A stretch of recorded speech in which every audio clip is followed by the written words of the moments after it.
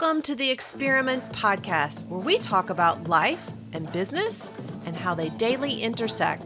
I'm your host, Laura Dowdy. Let's get to some real talk.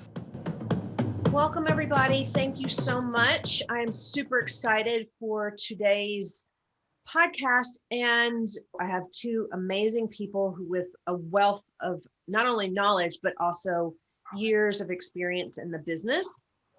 And I also love that from a coaching perspective and from Monarch and what we do, because we work with clients kind of all over the place and my coaching clients are all over the place. We're bringing two different perspectives here as well today because of COVID. And quite honestly, the three of us long before COVID were already into that remote mindset. So welcome, Miss Lizzy and Mr. Bill Hays. I am super excited to have you both here and appreciate your time.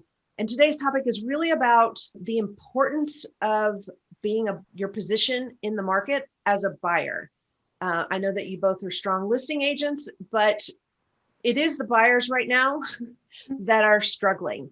And when it comes to struggling, I would love, Lizzy, for you, because you are in the state of Texas and have lived there most of your life, and just share with everybody, give us an update on what's going on, and just let us know how the market is and all of that. Absolutely. Thanks for having me. It's always fun to meet with you guys.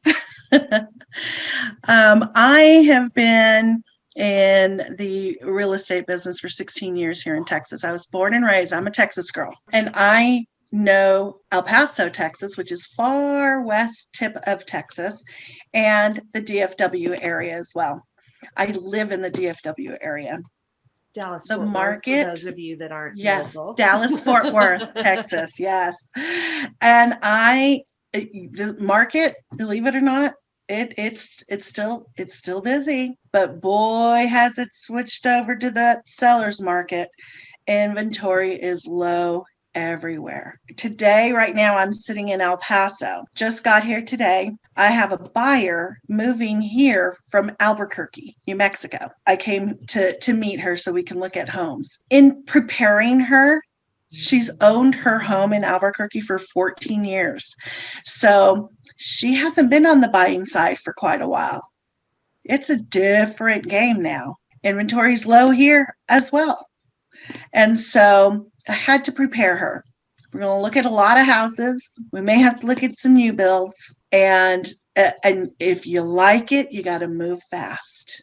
You just have to move fast. You have to have your offer attractive. If the house is $250,000, don't come in with a $225,000 bid.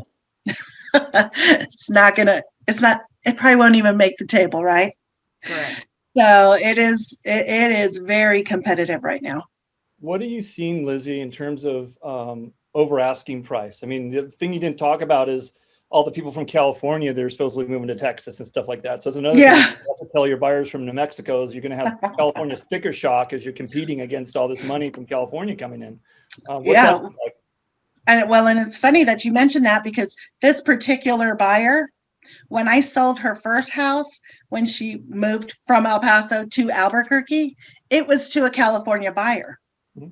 And she was so worried. I think we're never going to get that listing price. I think we're asking too much.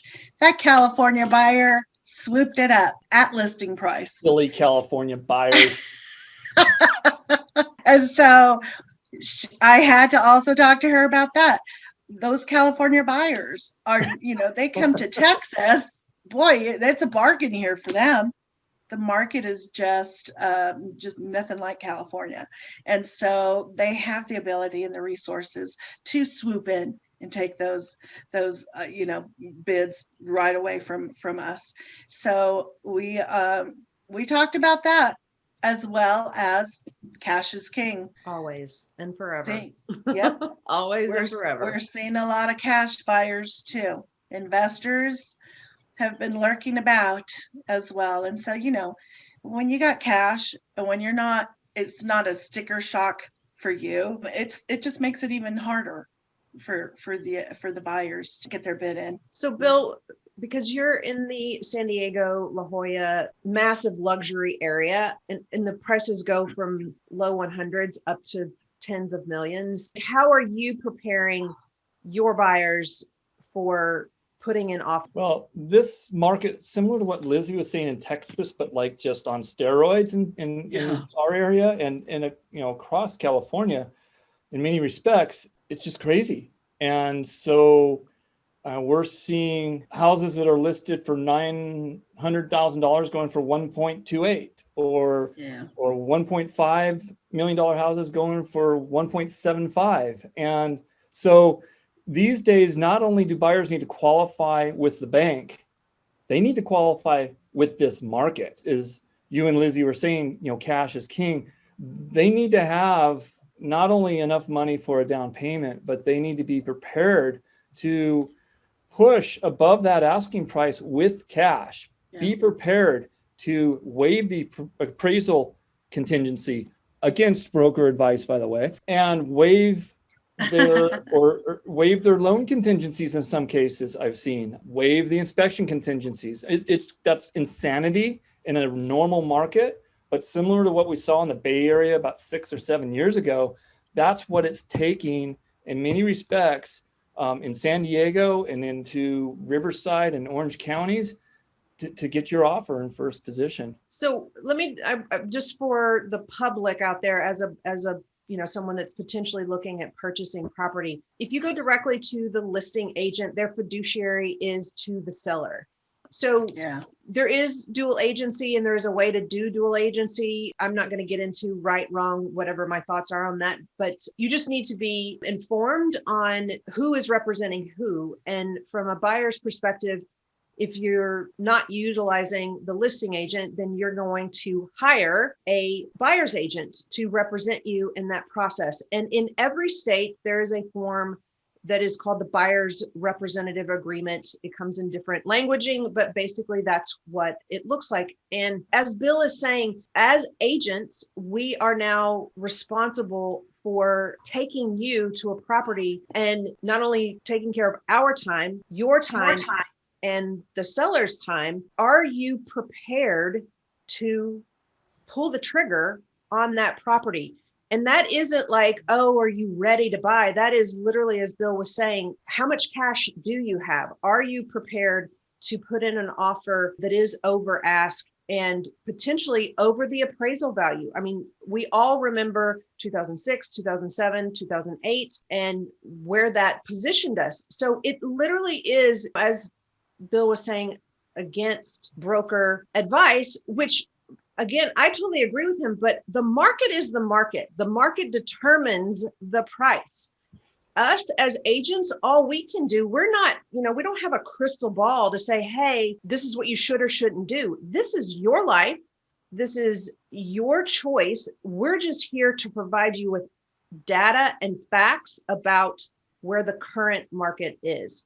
So how do you guys, like, Lizzy, I know for y'all there, I mean, again, I know that the snowstorm and everything that everybody's gone through has put a massive, like you can't even, and for us here in California, COVID, I have agents on the East Coast in the southern states. They've been showing properties with no problem. I mean, the amount of PEDs, Bill, give me the property entry advisory disclosure that we have to dash visitor. Yes, dash seller, dash. But anyway, so the legal logistics that we have to go through here, still coming up on almost a year to the date. What are we, 2 weeks away from when we were all locked down? Other states, other buyers, other sellers are not experiencing. I don't think in Texas y'all have the restraints that we do. Can you elaborate on that, Lizzy?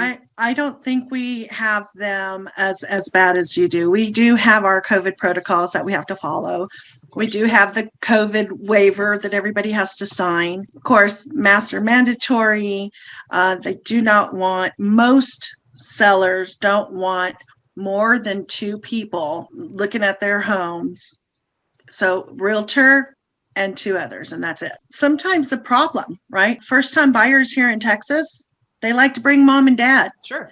They like to bring, somebody, an advisor other than their realtor. And so it gets tricky sometimes. And then as the rep, you're playing the patrol cop and okay, these two can come in now. And then after you show the house, you come out and okay, now the next two. And that happens. That's a reality sometimes, right? You can put your foot down all you want, but if they show up with everybody, they show up with everybody. The COVID has brought us here in Texas and probably everywhere else a ton of virtual tours and social media video tours. And that works for some, not for most. People still want to walk into the house and look and feel and touch and smell and everything else. And so we've got to follow those COVID restrictions. Everybody has a Ring doorbell now. So you're walking, if they don't see you coming into their home with a mask on, forget it. You're getting a call. Sure. So, and on that note, I also like to remind people they can also hear everything that you say about the house. So that's right. Remember that. Just assume you are being recorded, heard, seen, everything else. Yep. So just wait till you get in the car. Until you have anything. I always tell my buyers, all right, if you really like it, tell me later. Don't tell me while we're in the house. Yeah, totally.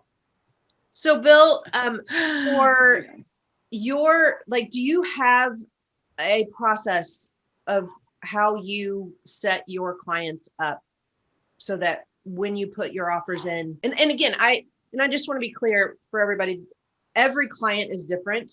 Every client is in a different stage. Like Lizzy's talking about first time buyers, they're going to be not ready to pull the trigger most of the time. They're always going to be second guessing their decision, all of that. And then you've got the more experienced ones that are very clear about what's going on in the market. So with that in mind, if you could write a checklist for your perfect buyer and setting them up for a successful received offer to close, what would that look like?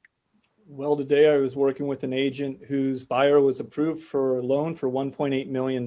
That's a good start. But again, as we talked about, a buyer, you almost as an agent have to screen buyers too. That right now, unfortunately, VA and FHA loans are pretty difficult to get acceptances on because we're literally seeing homes receive double-digit offers on a regular basis. It's almost expected.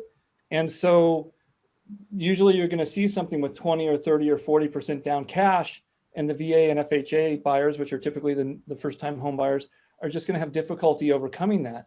Setting them up for success to me is setting expectations and making sure that they're looking in the right areas and not looking in places that they're just not going to be able to afford at the end of the day because they're not going to be able to compete with the market. Again, they're not qualified for that market. And if they're insistent on a certain community and I don't see that that's going to work out because of where the market is right now in this moment, I'll put them on a back burner. And if they go find another agent who's going to continue to take their time and spend with them, so be it, because there's real estate selling every day, and I got to work with people that are qualified for this market. So basically setting their expectations. Also on the flip side, working with the listing agent, building a rapport. My background is more about being someone of substance and genuine and just very conversational and not the cheesy sales guy or pushy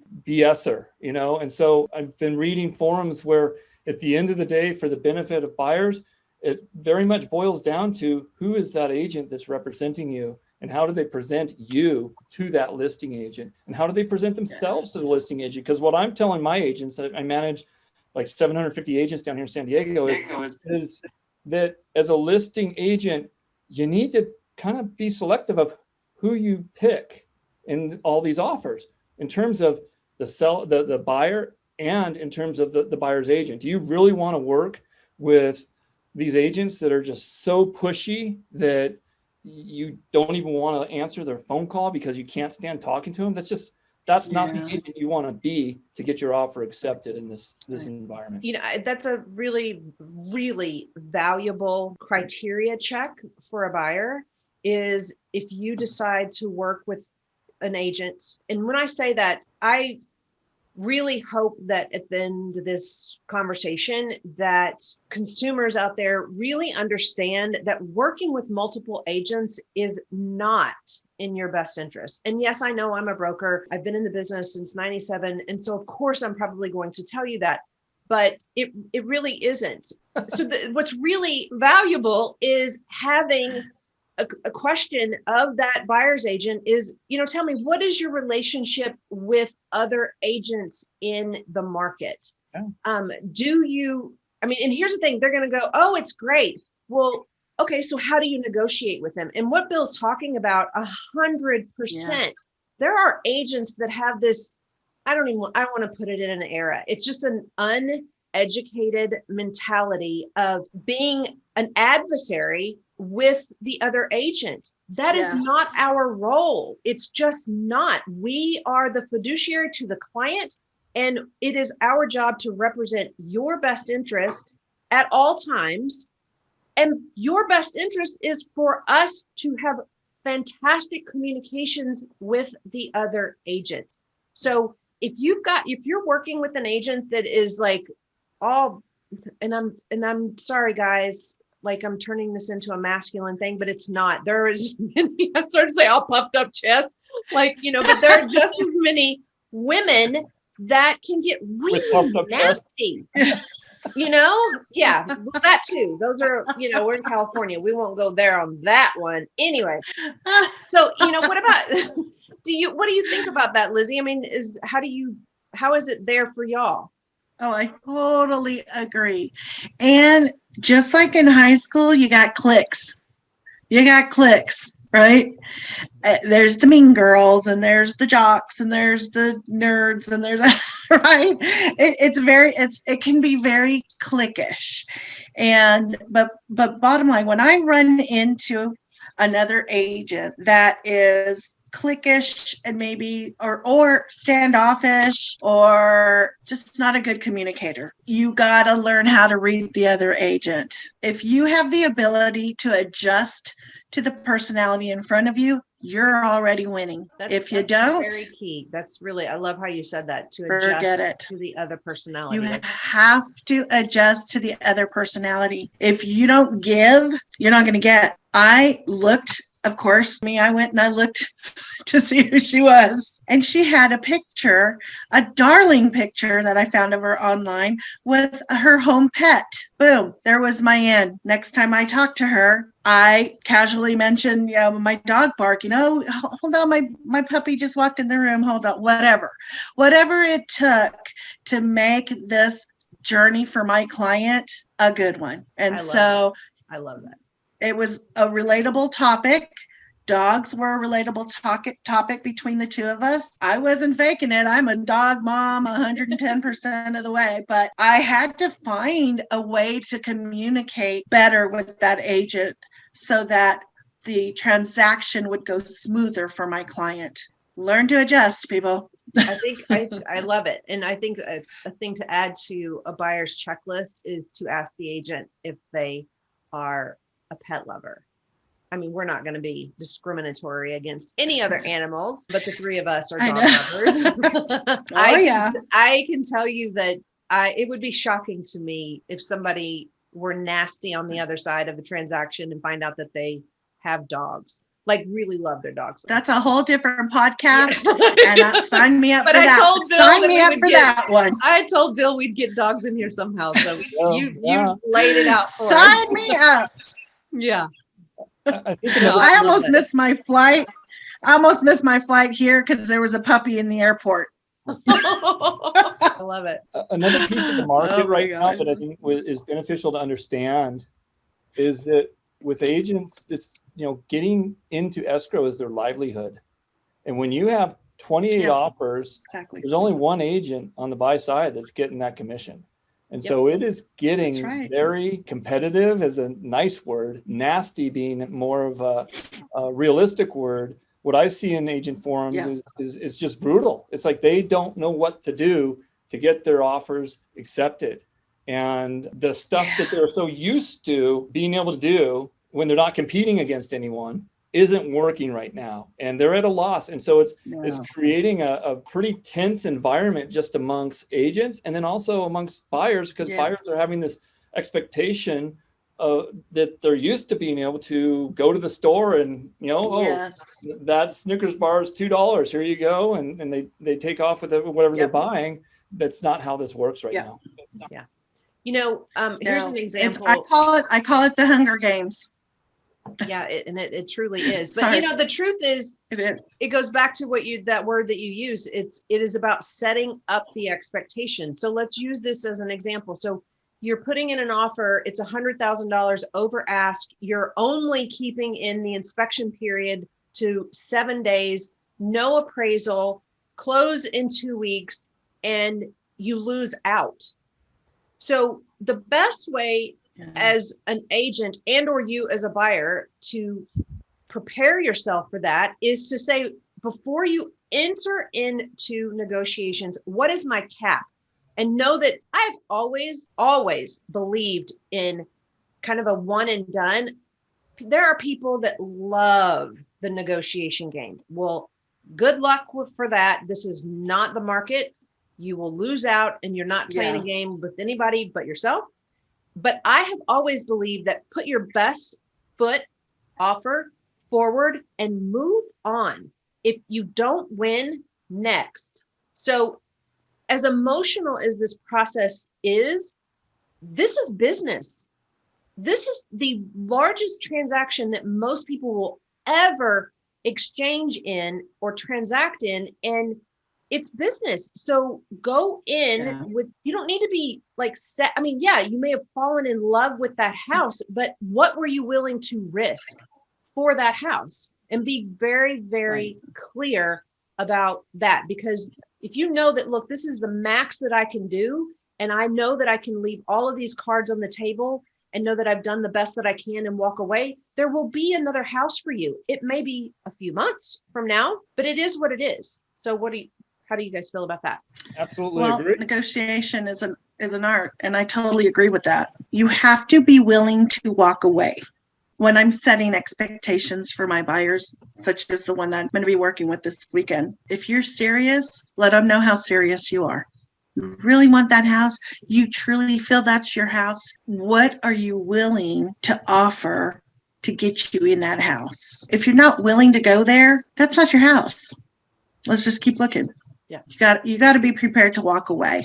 Absolutely. I think the other thing that the buyer's agent can do, because right now the process is a little bit jacked up with so many offers coming in, these listing agents aren't prepared to deal with 20 plus offers. It's nothing they've ever seen before. They haven't thought it through typically about, okay, in this situation, how am I managing this? So I totally agree with what Laura and Lizzy are saying, that first run, it's you put your best foot forward. I've always said that multiple offer situations are a beauty contest, and you need to just anticipate that you're in that beauty contest with your first shot with that offer.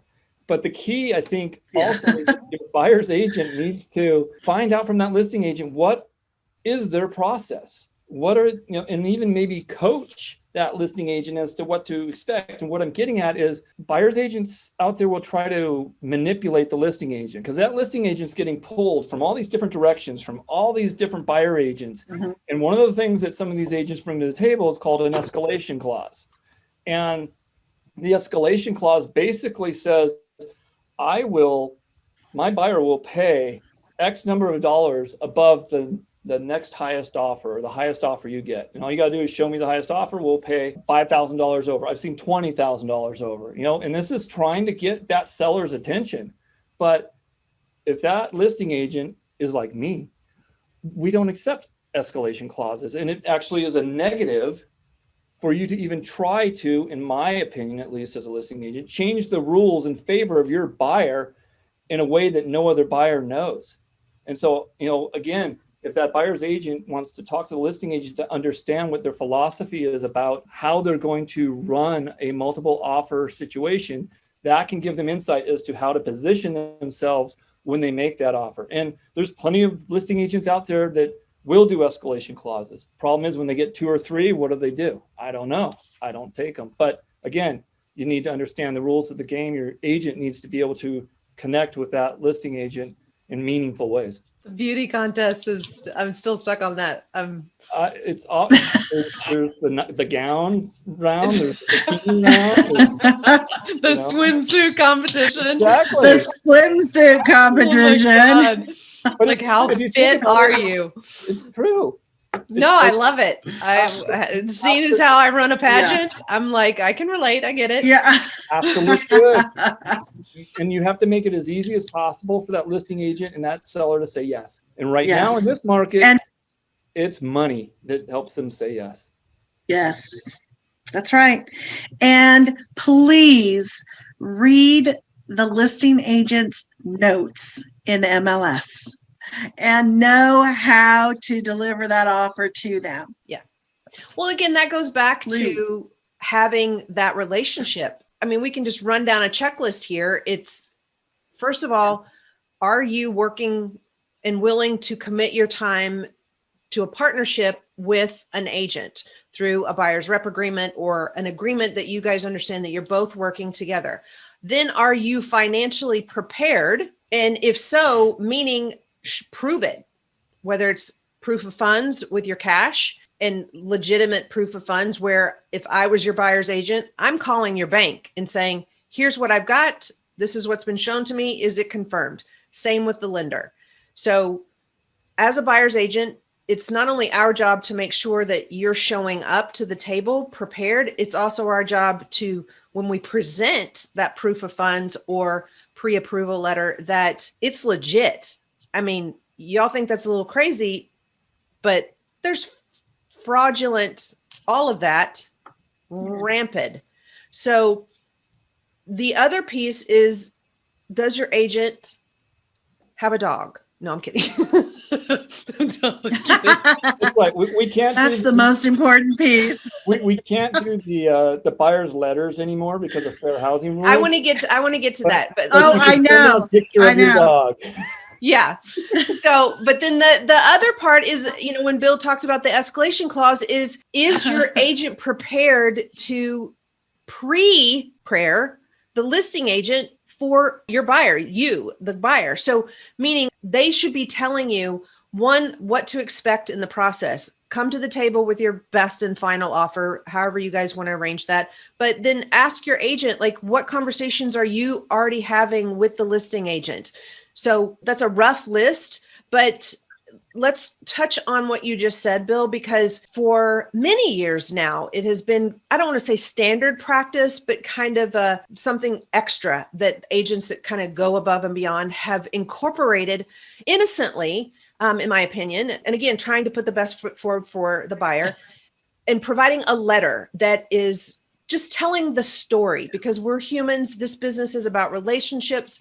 It tells the story of the buyer and why they really want this house and why they fell in love with it. And sometimes it shows pictures and it shows their dog and blah, blah, blah. So y'all elaborate on that. Powers that be kind of recognized over the summer when certain equality issues were at the forefront of the nation, that these buyer love letters, as they call them, with pictures of the buyers may actually violate fair housing rules, federal fair housing rules. And so they have put out advisories saying that we shouldn't be using those letters as a tool to persuade the seller to choose one offer over another. And the reality is it puts the seller in a position of potentially exercising a bias against a protected class.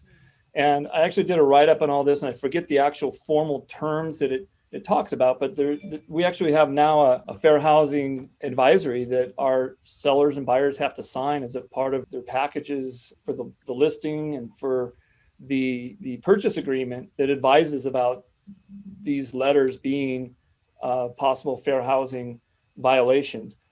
With all that said, that doesn't mean that agents aren't still using them. Right. Just because it's not allowed doesn't mean that the rules aren't being broken on a regular basis. And that's sort of part of the challenge in our current situation, is everybody is looking for an edge and an angle. And some of these letters are seriously persuasive, and they have been successful. I've used them successfully in the past. And so a strategy I use, just real quick, is in the email.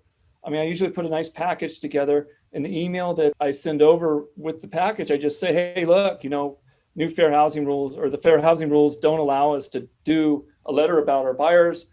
I'm happy to send a picture after you accept our offer, or something like that, because I want the seller to know that we're being compliant with the rules. We can't be sending, this information over, because we don't want to put you in a compromised position, which then makes them wonder if they should be looking at the other letters, because they could get in trouble for their housing violation. So anyway, what's your thoughts, Lizzy? I agree 100%. We don't have a form that we have to sign yet, but it's in the making. Okay. And I can send you one. In my experience, most recent listing, we received a letter with an offer. Told my seller, they sent you a letter. Let's look at all the offers first, and then make your decision. I felt like it might persuade the seller a little, and I didn't want that to happen. Sure. To put the best foot forward for their client, and right. That, and it's just right. something we need to be aware of. Right. Hey, Laura, one thing I want to touch on real quick, because you brought it up, was buyer representation agreements. One thing that's happening that I think your buyers that are listening need to be aware of in our industry is that I don't want to get into how the commission structure works in detail, but listing agents are starting to short buyer agents on the commission. The commission comes from the listing side, and so they're starting to make those amounts. Let me clarify. Currently in the U.S., in other countries, it does not. Point being that it's not something new. So it's not like, what? Where's this coming from? That's the part. It's like sometimes people are like, well, this is crazy. No, really, it's not. It's been going around for a long time. We're just slow to catch up. So and the Department of Justice is working on changing that in the United States. And this is even more, I think, important for buyers to understand, that as the listing side of the buyer agent commission starts to either dwindle or completely go away, the buyer agents are going to be coming to the buyers with this buyer representation agreement. And in the buyer representation agreement is a commission percentage that a lot of buyers don't realize exists there. So what it means in today's market right now is that, let's say a buyer signs a buyer representation agreement, and that buyer agent put 3% in the commission space, that the buyer is willing to pay that agent 3% if they're not compensated that 3% from the listing side. That buyer just signed up to pay, depending upon the price point of the house they're purchasing, thousands, if not tens of thousands of dollars out of their pocket to that buyer's agent. And again, the way it works is that the listing agents are cutting down the buyer agent commission. And so the buyer, through the buyer representation agreement, is making up the difference. And if it could be 1% that's provided by the listing side, and then all of a sudden the buyer's now signed up for 2% of, say, $1 million, that's 20 grand here in California. I think that's another thing that buyers, sellers for that matter, should really do, is read and understand what they're signing. Because I mean, I've run into it with my agents coming to me saying, hey, my buyer just got stolen by another agent from another company who had a off-market deal, made them sign a buyer representation agreement so they could show them that off-market deal, and in the process signed them up for a year. And that buyer didn't know that they had signed up and committed to that other individual for an entire year with a 3% commission that they were agreeing to. It wasn't explained to them, and that stuff happens. And so as a buyer, you need to think for yourself and read what you're signing before you sign it and understand it. So let's wrap this up, and I would love to get y'all's insight, feelings, predictions. Again, I know we don't have a glass fortune telling ball. I mean, and I'll go first.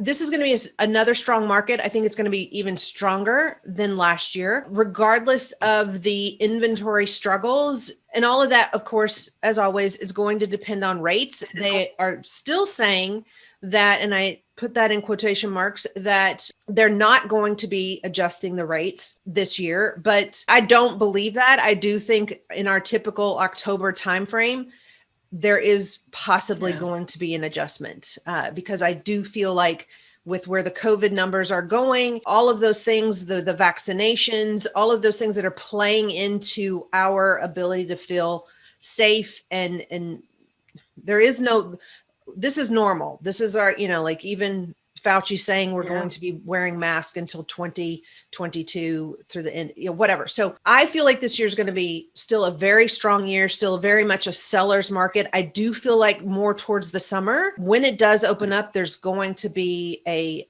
dip in action because people are going to feel like they can now go take those vacations or visit family or those types of things. So where normally, while we do sometimes slow in the summer, I think it's going to be slightly drastic. So how do y'all feel about that? Yeah, I totally agree with you, actually. I think we're going to see as more and more people get vaccinated, we're going to see some movement.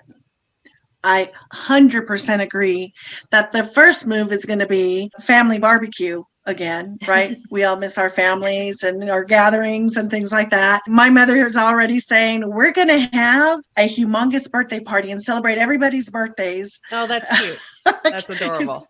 Because we miss everyone's celebrations. And so, I think once that calms down and people are feeling satisfied that they're okay, our lives are back, we're going to start seeing some a crazy market. It's going to be busy. I really do think so. I really do.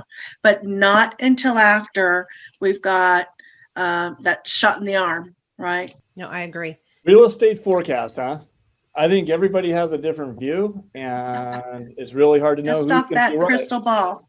Well, I mean, out here in California, we have a lot of sunny days, and still the weather forecast is wrong a lot of times. And so for me, it's like, what's the point?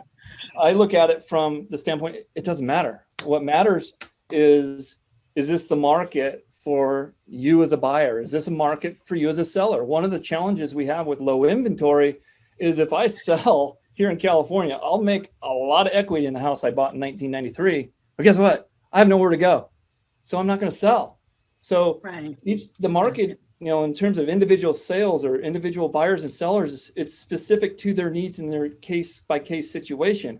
I've always laughed at these marketing statements of, it's a great time to buy. And then the other side of their mouth, they're saying it's a great time to sell. And right now it's kind of like that, where you have a very low interest rate and your monthly payment is low, yet that allows for the prices of houses to go up. But at the end of the day, that's not a good market for somebody who doesn't have a lot of cash. And that's the market you need to be able to play in right now if you're going to make things happen in California. So, I feel that it's like if I was in the real estate game right now and knew that I was going to have to come in $100,000 or something like that over to get into a place here, I would look somewhere else, maybe out of state, because it's hard to find cash flow properties here in California.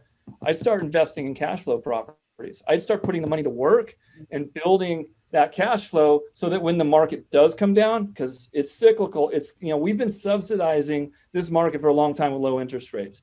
At one point in time, about 2 years ago, they were looking at pushing the interest rate up a little bit. Things got a little bit iffy, so they kind of put the kibosh on it. And so I feel like, that if I was in the market, for me personally at least, I'd start looking for cash flow properties, work those for a while until the market was a little bit more attractive to, a more normalized kind of situation. I live by the coast. So at the end of the day, the saying here is you can't go wrong by the coast. It's always going to be a great investment here. So it's just a question of what's right for you as a buyer or a seller. And so there's homes that sell and homes that are bought each and every day. Right. And that to me is what is something we have to look forward to for the upcoming year. And that's my forecast. Homes I love it. And part of the purpose, we all need a place to live. Right. And part of the purpose of the question is there were a lot of people 2 years ago that were sitting there going, oh, it's such a bubble. Like I'm going to sell now because it's getting ready to crash or blah, blah, blah. And, imagine how much more they would have made if they would have not played this forecast game. The truth is that COVID has created habits that aren't normal for real estate. None of us, I don't care how long you've been in the business, have ever been in this kind of market. Our business 100% is cyclical, and COVID has leveled the playing field for every agent out there. Zero experience to decades of experience. So with that said, it is absolutely what Bill said and what Lizzy said, that it's just a great time to be in this market. From the rates allowing you to not do what we did in 2006 and 7 and overbuy for our ability to purchase, but still buy in that price range that gives you more money in your pocket every day. And then also for sellers to absolutely, max out what they, like Bill, if he were to sell his house. I mean, if I was in Bill's place and he was prepared with his family to go somewhere, I'd rent for the next year and invest that money, as you just said, into a cash flow property. We can close up. Thank you both for, thanks for having us. Oh, Great no, I love these conversations. So much. Always fun. Yeah, you both bring so much experience and diversity into the conversation. So thank you. And for any of those that need to reach out to either Bill or Lizzy, you will find their contact information in the show notes. But you're Beach Broker Bill on Instagram, and Lizzy is Lizzy Palma Realtor. So thank you, and best to all of you out there in the buying world. Awesome. See you guys. Love y'all. Thanks so much for listening to today's episode of the eXperiment podcast. Don't forget to subscribe, rate us, and leave us a review. And as always, follow me on Instagram at LauraDowdy_LE for Live Excellence. Go make a difference, y'all. The world needs you.